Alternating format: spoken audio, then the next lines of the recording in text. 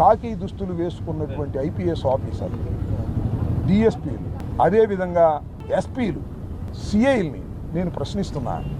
మీరు మా ప్రభుత్వంలోనూ పనిచేయాలి, వాళ్ళ ప్రభుత్వంలోనూ పనిచేయాలి. మళ్ళీ వచ్చేది జగన్మోహన్ రెడ్డి గారి ప్రభుత్వమే, గుర్తుపెట్టుకోమని కూడా మనం చేస్తున్నాం.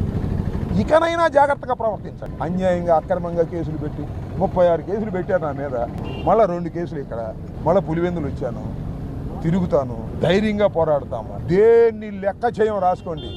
నేను అప్పుడు చెప్పా, ఇప్పుడు చెప్పా, లోకేష్ రెడ్ బుక్ నా కుక్క కూడా లెక్క చేయదని చెప్పా.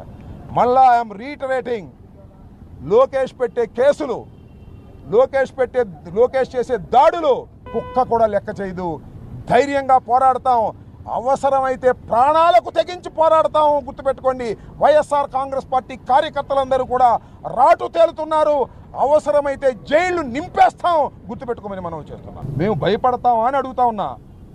రాజశేఖర రెడ్డి వారసులం, జగన్మోహన్ రెడ్డి వెంట నడుస్తున్న వాళ్ళం.